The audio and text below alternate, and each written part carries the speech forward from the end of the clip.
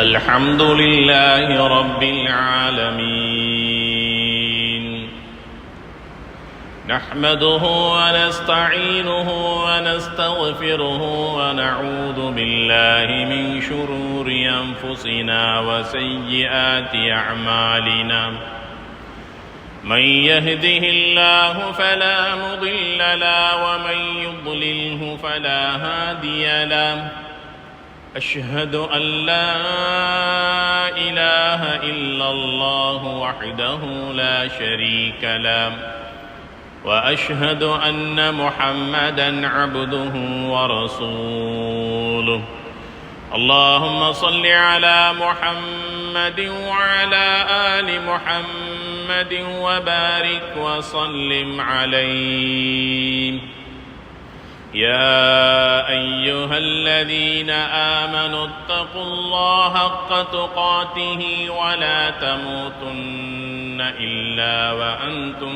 مسلمون أما بعد فقد قال الله تعالى في كلامه الكريم أعوذ بالله من الشيطان الرجيم بسم الله الرحمن الرحيم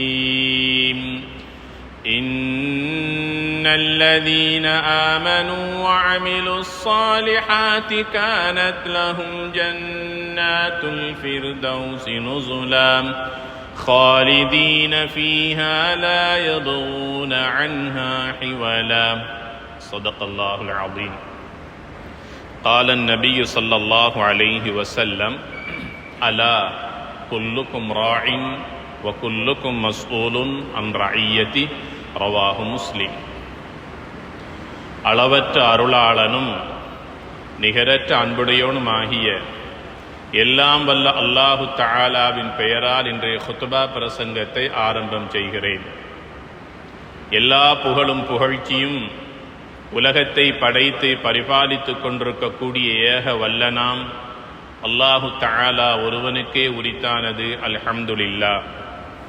ஸலவாத்தும் சலாமும் சாந்தியும் சமாதானமும் எம் உயிரிலும் மேலான அன்னலம் கண்மணி நாயகம் ஸல்லல்லாஹு அலைஹி வஸல்லம் அவர்கள் மீதும் அவர்களுடைய வாழ்வை முழுமையாக பின்பற்றி நடந்த உத்தம சஹாபாக்கள், தாபிஈன்கள், தபஉத் தாபிஈன்கள், முத்தகீன்கள், நல்லோர்கள் நம் அத்துணை பேரின் மீதும் எல்லாம் வல்ல அல்லாஹு தஆலாவின் சாந்தியும் சமாதானமும் மக்ஃபிரத்தும் உண்டாவதாக வேண்டியதன் பின்னால் புனிதமான ஜும்ஆவுடைய கடமையை நிறைவேற்றுவதற்காக அல்லாஹு தஆலாவின் மாளிகையில் வீற்றிருக்கும் அல்லாஹின் நல்லடியார்களே, தக்வாதாரிகளே, அல்லாஹு தஆலா எந்த நலவான கருமங்களை எடுத்து நடக்குமாறு நமக்கெல்லாம் ஏவிருக்கின்றானோ அவனுடைய ஏவல்களை நம்முடைய வாழ்க்கையில் எடுத்து நடந்து கொள்ளுமாறும், எந்த விடயங்களிலிருந்து முழுமையாக நம்மை பாதுகாத்துக் கொள்ளுமாறு அல்லாஹு தஆலா எம்மை பார்த்து தடை உத்தரவு பிறப்பித்திருக்கிறானோ அவ்வாறான தீய விடயங்களிலிருந்து முழுமையாக நமது ஆன்மாவை பாதுகாத்துக் கொள்ளுமாறு முதலாவதாக இவ்வடியேனுக்கும் அப்பால் உங்களுக்கும் வசியத் என்னும் நல்லுபதேசம் செய்து கொள்ளுகின்றேன். எல்லாம் வல்ல அல்லாஹ் நம் அனைவருக்கும் ரஹ்மத் செய்தருள்வானாக, எம் பாவங்களை மன்னித்தருள்வானாக. இந்த மஸ்ஜிதினுடைய ஃபவுண்டர்ஸுகளுக்கு யா அல்லாஹ் நீ ரஹ்மத் செய்வாயாக. இந்த மஸ்ஜிதை சூழ அடங்க பெற்றிருக்கின்ற கபராளிகளுடைய கபர்களை சுவர்க்கத்தின் பூஞ்சோலையாக்கி வைப்பாயாக. கண்ணியத்திற்கும் மதிப்பிற்கும் உரிய அல்லாஹுடைய நல்லடியார்களே, பெருமக்களே, ஒரு ஷஅபானுடைய மாதத்தின் நடுப்பகுதியை நாங்கள் கடந்து அடுத்ததோர் வசந்த மாதத்தை நாங்கள் எதிர்நோக்கி கொண்டிருக்கக்கூடிய ஒரு காலம் இது. ஷஅபானுடைய நடுப்பகுதி அடைந்த போது நபிகள் நாயகம் ஸல்லல்லாஹு அலைஹி வஸல்லம் அவர்கள் அருமை தோழர்களான சஹாபாக்களை மஸ்ஜிது நபவியிலே ஒன்று சேர்த்தார்கள். ஒன்று சேர்த்து வரலாற்று முக்கியத்துவம் வாய்ந்த ஒரு உபன்யாசத்தை தன் தோழர்களுக்கு சொன்னார்கள். என் அருமை தோழர்களே, மாண்புகள் மகத்துவங்கள் நிறைந்த ஒரு மாதம் எம்மையெல்லாம் எதிர்நோக்கி கொண்டிருக்கிறது என்று ரமலானுடைய வருகையை தன்னுடைய சஹாபா தோழர்களுக்கு அறிமுகப்படுத்தினார்கள். அந்த ரமலானுடைய மாதம் வருகிற போது சுவர்க்கத்தின் கதவுகளை அல்லாஹ் முஃமின்களுக்காக, நோன்பாளிகளுக்காக திறந்து தயார்படுத்துகிறான். சுவர்க்கத்தை நோன்பாளிகளுக்காக அலங்கரிக்கிறான் என்று சொன்னார்கள். ரமலானுடைய மாதம் வந்தால் நரகத்தினுடைய கதவுகளை எல்லாம் மூடி விடுகிறான் என்று சொன்னார்கள். அந்த ரமலானுடைய மாதத்தின் ஒவ்வொரு நாள் இஃப்தாருடைய நேரத்திலும் லட்சோப லட்ச நரக கைதிகளை அல்லாஹ் விடுதலை அளிக்கிறான் என்று சொன்னார்கள். ரமலானுடைய மாதத்தில் 1000 மாதங்களை விட சிறந்ததோர் இரவை அல்லாஹ் வைத்திருக்கின்றான். அந்த இரவை அடையக்கூடியவர்கள் பாக்கியசாலிகள் என்று நபிகள் நாயகம் ஸல்லல்லாஹு அலைஹி வஸல்லம் சொன்னார்கள்.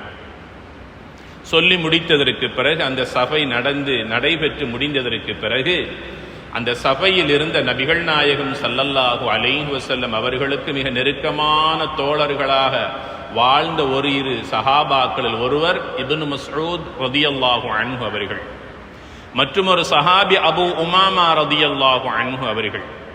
அபூ உமாமா ரலியல்லாஹு அன்ஹு அவர்கள் நபிகள் நாயகம் ஸல்லல்லாஹு அலைஹி வஸல்லம் அவர்களிடத்தில் வருகிறார். நபியே நாயகமே, சுவர்க்கத்திற்குள்ளே இலகுவாக நுழைவிக்க கூடிய ஒரு அமலை எனக்கு சொல்லித் தாருங்கள். அந்த அமலை நான் செய்து வருகின்றேன். அதன் மூலமாக உன்னத சுவன பாக்கியத்தை நான் அடைந்து கொள்ள வேண்டும் என்று கேட்டபோது நபிகள் நாயகம் ஸல்லல்லாஹு அலைஹி வஸல்லம் சொன்னார்கள், என் அருமை தோழரே, ரமலானுடைய நோன்பை நீங்கள் முழுமையாக நோற்றுக்கொள்ளுங்கள். அதற்கு நிகராக இந்த உலகத்தில் எந்த அமலும் கிடையாது. அது உங்களை சுவர்க்கத்திற்குள் நுழைவிக்க செய்யும் என்று சொல்லியதாக சஹீஹ் முஸ்லிமில் இந்த ஹதீஸ் பதிவு செய்யப்பட்டிருக்கிறது. அலி இப்னு அபீ தாலிப் ரலியல்லாஹு தஆலா அன்ஹு அவர்கள் சொல்லுகிறார்கள், இந்த உம்மத்தினர் மீது அல்லாஹு தஆலா அளப்பெரிய கருணை வைத்திருக்கின்றான். இந்த உம்மத்தின் மீது நபிகள் நாயகம் ஸல்லல்லாஹு அலைஹி வஸல்லம் அவர்களுடைய சமூகம் என்பதனால் அளவு கடந்த இரக்கத்தோடு அல்லாஹ் இந்த உம்மத்தை பார்க்கின்றான். நம் முன்னால் வாழ்ந்து சென்ற சமூகத்தை அல்லாஹு தஆலா அழித்ததைப் போல இந்த உம்மத்தையும் அல்லாஹ் அழிக்க நாடி இருந்தால் ரமலானை இந்த உம்மத்தினருக்கு கொடுத்திருக்க மாட்டான். இந்த ரமலானை கொடுத்து இந்த சமூகத்தை அல்லாஹ் கண்ணியப்படுத்தி இருக்கிறான் என்று அலி இப்னு அபீ தாலிப் ரலியல்லாஹு தஆலா அன்ஹு அவர்கள் கூறுகிறார்கள். ஆக கண்ணியத்திற்குரிய பெருமக்களே, அப்பேற்பட்ட ஒரு மாண்புகள் மகத்துவங்கள் நிறைந்த ஒரு ரமலானுடைய மாதம் எங்களை எல்லாம் எதிர்நோக்கி கொண்டிருக்கிறது. அந்த மாதத்திற்கு நாங்கள் உள்ளத்தால் தயாராகுவதைப் போல உடல் ரீதியாகவும் எங்களை நாங்கள் தயார் நிலையில் வைத்திருக்க வேண்டிய ஒரு தேவை இருக்கிறது. பாவமான காரியங்களை இவ்வளவு காலம் செய்திருந்தோமேயானால் இந்த ரமலானுடைய வருகைக்கு முன்னால் எங்களுடைய உள்ளத்தை இஸ்திக்ஃபாரை கொண்டு தௌபாவை கொண்டு பாவ மன்னிப்பு கேட்டு எங்களுடைய உள்ளத்தை நாங்கள் பரிசுத்தப்படுத்திய நிலையில் அந்த ரமலானை நாங்கள் அடைய வேண்டும். அதே போலதான் நபிகள் நாயகம் ஸல்லல்லாஹு அலைஹி வஸல்லம் சொன்னார்கள், அல்லாஹு தஆலா முஃமின்களுக்காக 8 சுவர்க்கங்களை அல்லாஹ் படைத்து தயார்படுத்தி வைத்திருக்கின்றான். எல்லோரும் நினைத்த சுவர்க்கத்திற்குள்ளே நுழைய முடியாது. ஆனால் இந்த உம்மத்தில் இருக்கின்ற 4 மனிதர்களை எல்லா சுவர்க்கங்களும் வரவேற்க காத்திருக்கிறது என்று சொன்னார்கள். எல்லா சுவர்க்கங்களும் அழைக்க காத்திருக்கிறது. அதில் முதலாவது மனிதன் யார் தெரியுமா? சாயிமி ரமலான். ரமலானுடைய மாதத்திலே பக்குவமாக நோன்பு நோக்கக்கூடிய நோன்பாளிகளை எல்லா சுவர்க்கங்களும் வரவேற்க காத்திருக்கின்றன என்று சொன்னார்கள். இரண்டாவது மனிதன் வத்தாலில் குர்ஆன், பரிசுத்தமான அல் குர்ஆனை ரமலானுடைய மாதத்திலும் ரமலான் அல்லாத காலங்களிலும் யார் ஒருவர் அதிகமாக ஓதுவதிலும் அதன் கருத்துக்களை தன் சிந்தனைக்கு எடுத்துக் கொள்வதிலும் அதன் போதனைகளின் பிரகாரம் தன்னுடைய வாழ்க்கை அமைத்துக் கொள்ளுகின்றார்களே, அதனை மனனமிட்டு தன்னுடைய உள்ளத்திலே பாதுகாத்து வைத்திருக்கிறார்களே, யாரெல்லாம் அதிகமாக குர்ஆனை ஓதுகின்றார்களோ அவர்களையும் எல்லா சுவர்க்கங்களும் வரவேற்க காத்திருக்கின்றன என்று சொன்னார்கள்.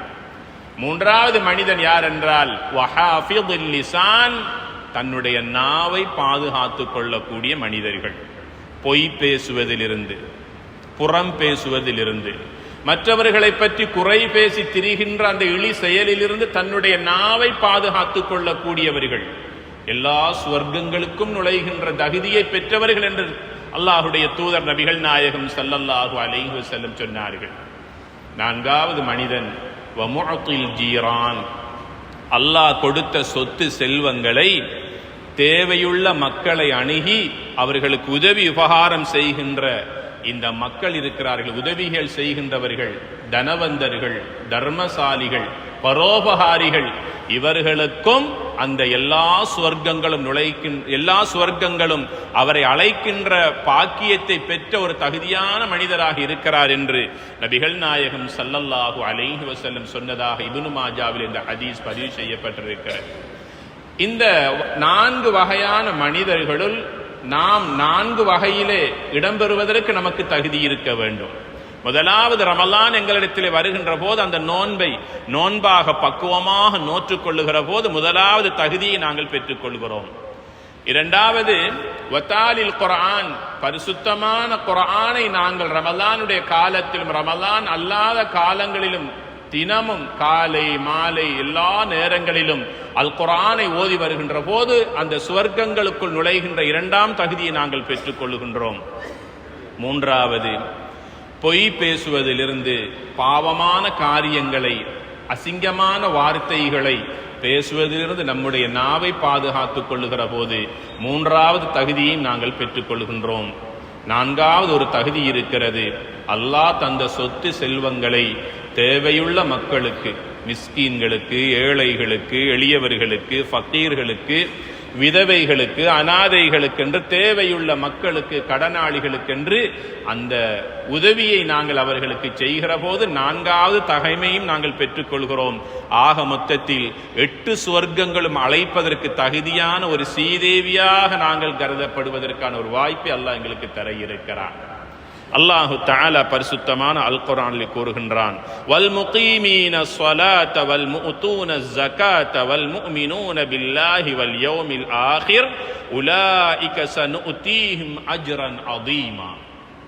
4 வகையான தகமையுள்ள மனிதர்களை அல்லாஹு தஆலா பாராட்டி பேசுவதோடு மட்டுமல்ல, அஜ்ரன் அதீமா, கணக்கு வழக்கில்லாமல் மலைகளைப் போல அல்லாஹ் நன்மைகளை அள்ளி கொடுப்பதாக அல்லாஹ் வாக்களிக்கின்றான். 4 வகையான மனிதர்கள்.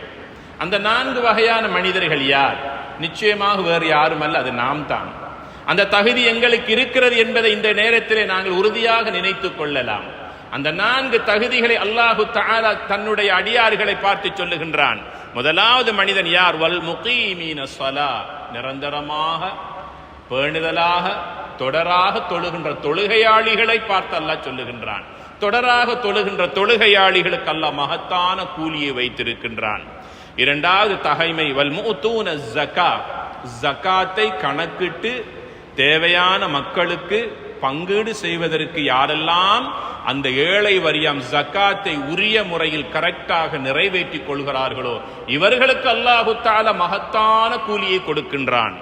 3வது பண்பு என்ன தெரியுமா? வல் முஃமினூன பில்லாஹி வல் யௌமில் ஆகிர், அல்லாஹுவையும் மறுமை நாளையும் உறுதியாக ஈமான் கொண்ட இறை விசுவாசிகள், முஃமின்கள். சிரமங்களின் போதும் கஷ்டங்களின் போதும் தளர்ந்து விடாத ஈமான், நோய் நொம்பலங்கள் வருகிற போது தளர்ந்து விடாத ஈமான், ஈமானிலே உறுதியாக இருக்கக்கூடியவர்கள். இப்ராஹிம் அலைஹிஸ்ஸலாம் அவர்கள் சொன்னார்களே, ஹுவ அத்ஹக வ அப்கா, என்னை சிரிக்க வைப்பவனும் அல்லாஹ், என்னை அழ வைப்பவனும் அல்லாஹ். வ இதா மரில்து ஃபஹுவ யஷ்ஃபீன், எனக்கு நோயை தருபவனும் அல்லாஹ், அந்த நோயிலிருந்து எனக்கு குணத்தை தருபவனும் அல்லாஹ். என்னை வாழ வைப்பவனும் அவனே, என்னை மௌத்தாக்குபவனும் அவனே. அந்த நெருப்பு குண்டத்தில் இருக்கிற போது ஓதினார்களே, ஹஸ்புனல்லாஹ் ஹஸ்பியல்லாஹ் வ நிஅமல் வக்கீல், என் தேவைகளை அறிந்த ரஹ்மான் எனக்கு போதுமானவன், என் சிரமங்களையும் கஷ்டங்களையும் வலிகளையும் வருத்தங்களையும் துன்பங்களையும் துயரங்களையும் அறிந்த ரஹ்மான் அவன் மாத்திரம்தான். ஹஸ்பியல்லாஹ், அல்லாஹுவே எனக்கு போதுமானவன் என்ற அசைக்க முடியாத உறுதியான ஈமானோடு சொன்னார்களே. இதைத்தான் அல்லாஹ் இங்கே சொல்லுகின்றான், வல் முஃமினூன பில்லாஹி வல் யௌமில் ஆகிர். அசைக்க முடியாத உறுதியான ஈமானோடு யார் வாழ்கிறார்களோ இவர்களுக்கு அல்லாஹ் கொடுப்பது ஸனுதீஹிம் அஜ்ரன் அதீமா, மகத்தான கூலி அல்லாஹ் கொடுப்பான் என்று அல்லாஹ் வாக்களிக்கின்றான். ஆக கண்ணியத்திற்குரிய பெரியோர்களே, அல்லாஹ்வுடைய நல்லடியார்களே, இந்த 4 வகை பண்புகள் எங்களிடத்தில் இருக்க வேண்டும், இருக்கத்தான் செய்கிறது. நிரந்தரமான தொழுகையை நியமமாக பேணுதலாக தொழுது வருகின்ற முதலாவது தகைமை எங்களிடத்தில் இருக்கிறது. இரண்டாவது வல்முத்தூன ஸக்கா, வருடா வருடம் அல்லாஹ் தந்த சொத்து செல்வங்களிலிருந்து கணக்கு பார்த்து கணக்குக்கும் மேலாக அள்ளி கொடுக்கக்கூடிய விசாலமான உள்ளம் எங்களிடத்தில் இருக்கத்தான் செய்கிறது. எங்கள் மூலமாக பல மக்கள் வாழ்ந்து கொண்டிருக்கிறார்கள். எங்கள் மூலமாக பல மக்கள் பயனடைந்து அவருடைய வாழ்க்கையை நடாத்தி கொண்டிருக்கிறார்கள். எங்களுடைய ஜகாத்தின் மூலமாக பல ஏழை குடும்பங்களுக்கு நாங்கள் உயிர் கொடுத்து அவர்களை வாழ வைத்துக் கொண்டிருக்கின்றோமா இல்லையா? இரண்டாவது தகைமை பண்பு எங்களுக்கு இருக்கிறது என்ற அந்த உறுதியான நெஞ்சை நாங்கள் உறுதியாக்கி வைத்துக் கொள்ளக்கூடிய தகைமை எங்களுக்கு இருக்கிறது, வேறு யாருக்கும் அல்ல. அல்லாஹ் தந்த சொத்திலிருந்து செல்வத்திலிருந்து அந்த ஜகாத்தை நாங்கள் கொடுத்து வருகின்றோம் என்றால் அந்த தகைமை எனக்கு இருக்கிறது, அந்த சுவர்க்கத்தை அடைந்து கொள்வதற்கான தகைமை எனக்கு இருக்கிறது என்ற அந்த உறுதியான ஈமானை நாம் பெற்றிருக்கின்றோம். மூன்றாவது மனிதன் தான் வல்முஃமினூன, ஈமான் எங்களுடைய உள்ளத்திலே அசைக்க முடியாத ஈமான் இருக்கிறது. நாலாவது பண்பு என்ன தெரியுமா? அல்லாஹுடைய தூதர் ஸல்லல்லாஹு அலைஹி வஸல்லம் அவர்கள் தன்னுடைய சஹாபாக்களுக்கு சொன்னார்கள், மறுமை நாளின் மீது அவர்கள் வைத்திருக்கின்ற ஈமான், அசைக்க முடியாத அல்லாஹ்வின் மீது வைத்திருக்கின்ற தவக்குல். ஆக கண்ணியத்திற்குரிய அல்லாஹுடைய நல்லடியார்களே, இந்த இடத்திலே நாங்கள் பெற்றிருக்கின்ற எல்லா தகைமைகளிலும் இன்று நாங்கள் சிந்திக்க வேண்டிய ஒரு தகைமை தான் ஜகாத்தை பற்றியதாகும். அல்லாஹு தஆலாவுடைய தூதர் கண்மணி நாயகம் ஸல்லல்லாஹு அலைஹி வஸல்லம் அவர்கள் ஒரு நாள் தன் தோழர்கள் சஹாபாக்களை பார்த்து சொன்னார்கள், சில மலக்குகள் சில மனிதர்களுக்காக நாளாந்தம் துஆ செய்து கொண்டே இருக்கிறார்கள். மலக்குகளுடைய துஆவை பெற்ற சில சீதேவிகள் இந்த பூமியிலே வாழ்ந்து கொண்டிருக்கிறார்கள் என்று சொன்னார்கள். ஒரு தாயும் தகப்பனும் பிள்ளைகளுக்கு துஆ செய்வது ஒன்றும் பெரிய விடயம் அல்ல. ஒரு உஸ்தாத், ஒரு ஆலிம் தன்னை நேசிக்கக்கூடிய மக்களுக்கு துஆ செய்வது ஒன்றும் பெரிய ஆச்சரியமான விடயம் அல்ல. நபிகள் நாயகம் ஸல்லல்லாஹு அலைஹி வஸல்லம் அவர்கள் சில மக்களுக்கு துஆ செய்திருக்கிறார்கள். ரஹிமல்லாஹு இம்ரான் இதா பாஅ வ இதா இஷ்தரா, வாங்கும் போதும் விற்கும் போதும் யார் எந்த ஒரு வியாபாரி மென்மையாக நடந்து கொள்கிறாரோ, கடனை கொடுத்த போது கடனை எடுக்க வாங்குகின்ற போது யார் அந்த கடனாளியோடு மென்மையாக இரக்கமாக நடந்து கொள்கிறாரோ, யா அல்லாஹ் அவருக்கு நீ ரஹ்மத் செய்வாயாக என்று எம் உயிரிலும் மேலான நபிகள் நாயகம் ஸல்லல்லாஹு அலைஹி வஸல்லம் அவர்கள் அந்த மனிதனுக்கு துஆ செய்திருக்கிறார்கள். அதே போல மலக்குகள் சில மக்களுக்காக துஆ செய்கிறார்கள். மலக்குகளுடைய துஆவை பெற்ற மனிதன் யார் தெரியுமா? யார் ஒருவர் அல்லாஹ் கொடுத்த சொத்து செல்வங்களிலிருந்து தேவையுள்ள மக்களுக்கு உதவி செய்கிறாரோ, அந்த உதவி செய்கின்ற மனிதர்களுக்காக நாளாந்தம் 2 மலக்குகள் துஆ செய்கிறார்கள், யா அல்லாஹ் நீ கொடுத்த சொத்து செல்வங்களிலிருந்து யாரெல்லாம் மற்றவர்களுக்கு உதவி செய்கின்றாரோ, ஜகாத்தை கணக்கு பார்த்து நிறைவேற்றுகின்றாரோ அவர்களுக்கு யா அல்லாஹ் நீயும் கொடுப்பாயாக, நீயும் உதவி செய்வாயாக. மற்ற மலக்கு, 2வது மலக்கு துஆ செய்கின்றார், கொடுத்த சொத்து செல்வங்களை வைத்துக் கொண்டு கருமித்தனத்தோடு உலோபித்தனமாக கொடுக்காமல் யாரெல்லாம் உலோபித்தனமாக அதை வைத்துக் கொண்டிருக்கிறார்களோ அவர்களுடைய சொத்து செல்வங்களில் அழிவை உண்டாக்குவாயாக என்று 2வது மலக்கு துஆ செய்கிறார். 1வது மலக்கினுடைய துஆவை நாங்கள் பெற்ற சமூகமாக இந்த கைர உம்மத்தினுடைய நல்லவர்களாக நாங்கள் வாழ்வதற்கு தகுதியை பெற்றிருக்கிறோம் என்ற நிம்மதியை நாம் பெற்றுக்கொள்ள வேண்டும். அல்லாஹுடைய தூதர் ஸல்லல்லாஹு அலைஹி வஸல்லம் சொல்லுகிறார்கள், அன்ஃபிக் இப்ன ஆதம் உன்ஃபிக் அலைக், மற்றவர்களுக்கு நீங்கள் செலவழியுங்கள், தேவையுள்ள மக்களுக்கு கொடுத்துதவுங்கள், அல்லாஹ் உங்களுக்கு உதவி செய்வான் என்று நபிகள் நாயகம் ஸல்லல்லாஹு அலைஹி வஸல்லம் சொன்னார்கள். ஒரு நாள் பொழுது நபிகள் நாயகம் ஸல்லல்லாஹு அலைஹி வஸல்லம் அவர்கள் மஸ்ஜித் நபவியில இருக்கின்ற போது ஒரு கிராமத்துப்புற காட்டரபி நபிகள் நாயகம் ஸல்லல்லாஹு அலைஹி வஸல்லம் அவர்களிடத்திலே வருகிறார். நபியே நாயகமே, எனக்கு ஒரு அமலை சொல்லித் தாருங்கள், அந்த அமலை நான் செய்ய வேண்டும், சுவன பாக்கியத்தை பெற்றுக்கொள்ள வேண்டும் என்று கேட்டபோது நபிகள் நாயகம் ஸல்லல்லாஹு அலைஹி வஸல்லம் அவர்கள் அந்த கிராமப்புற அரபியை பார்த்து சொன்னார்கள், தஅபுதுல்லாஹ வலா துஷ்ரிக் பிஹி ஷைஆ, அல்லாஹ்வை நீங்கள் வணங்குங்கள், உங்களுடைய இபாதத்தை அல்லாஹ்வுக்காகவே அமைத்துக் கொள்ளுங்கள். இய்யாக நஅபுது வ இய்யாக நஸ்தஈன், யா அல்லாஹ் உன்னையே வணங்குகிறேன், உன்னிடத்திலே உதவி தேடுகிறேன், அல்லாஹ்வுக்காகத்தான் என்னுடைய வணக்க வழிபாடுகள், அந்த வணக்கத்தை அல்லாஹ்வுக்காகவே செய்யுங்கள். வலா துஷ்ரிகு பிஹி ஷைஆ, அல்லாஹ்வுக்கு எந்த ஒன்றையும் இணை வைத்து விடாதீர்கள். வ துகீமுஸ் ஸலா, தொழுகையை நியமமாக தொழுது வாருங்கள், விட்டு விட்டு தொழாதீர்கள். நேரம் கிடைக்கிற போது மாத்திரம் தொழாதீர்கள். எல்லா நிலைகளிலும் தொழுகை நிரந்தரமாக தொழுது வாருங்கள். ஜகாத்தை கரெக்டாக முறையாக நேரம் பார்த்து கணக்கு பார்த்து நீங்கள் தேவையான மக்களுக்கு ஜகாத்தை கொடுத்து வாருங்கள். குடும்ப உறவினர்களோடு சேர்ந்து வாழுங்கள். குடும்பத்தில் உள்ளவர்கள், எங்களுடைய உற்றார் உறவினர்கள், நண்பர்கள், எங்கள் அயல் வீட்டுக்காரர்களோடு சேர்ந்து வாழுங்கள். ரமலானுடைய மாதத்திலே நோன்பு நோற்றுக் கொள்ளுங்கள்.